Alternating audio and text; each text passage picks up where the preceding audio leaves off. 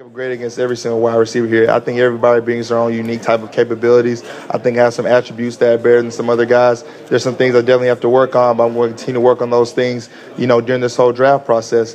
But, if you ask me, that I always feel like I'm going to be the best. I feel like I'm the best guy here. I felt like when I ended college, I was the NCAA's active leader in receiving yards. So, the numbers speak for themselves. I was able to make the most of my career at Vanderbilt. I plan to do that at the next level, too. What are some of those attributes you think are better than everybody else? I think my competitiveness, being at Vanderbilt, we had a lot of adversity, we had a lot of change. I had 3 head coaches, 6 different quarterbacks, 3 offense coordinators, 3 wide receivers coaches. I think a lot more guys around the country play with a little bit more stability, but I was able to adapt to change, and I was still able to come out to be at one of the top of my fields. So I feel like that's something that's different about me, and I felt like the thing that carried me that whole time was always my competitiveness. The way I came to practice every day, the way I always had that chip on my shoulder ever since I came from high school, I think that's carried me to this point now, and I think it's going to help me out, moving on to the next level too.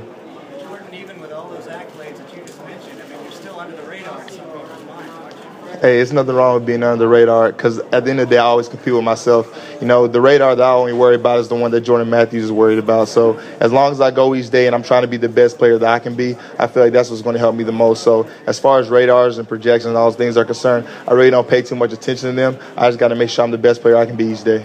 5 years ago, when you're in Alabama, you believe that this day was going to be here? I definitely always believe this could be here.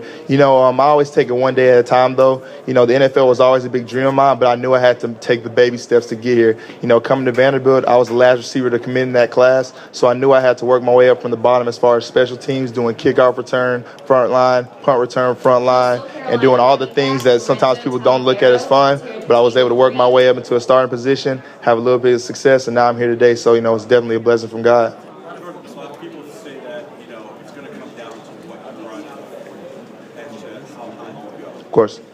Is that something you've been told, hey, do you have a number in mind that you're trying to hit? No, I definitely have a number in mind, but I feel like the biggest thing that's going to help me at the next level and to where I'm going to go in this draft is just still working on the football aspect. I never lose sight of that. As much as I work on the 40, I put that much more time and even probably more emphasis on making sure that my routes are continuing to get better. I'm working on press release. Even when I've been out in Arizona at the API facility, me and the wide receivers, we get out there and do routes once a day, and we try and make sure we catch at least up to 3 times a day around our 40 workouts and, L drill and shuttle workouts. So definitely the 40 is a big thing. I definitely have a goal in mind. I always like to set goals for myself so I can achieve them. But at the same time, too, I'm also working on the football aspect just as much as not more. Jordan, to follow up on that question, Yes, sir. Regardless of the 40 time that you do run, haven't you shown your explosiveness in the return game? I feel like I have definitely shown my explosiveness. Like I said, the scouts, they've all watched the film. They know I've never been caught. I played 4 years of high school, 4 years of college, and I still haven't been caught. So I know where my speed is. I know on the field I'm one of the fastest guys in the country, if not the fastest with the ball in my hand.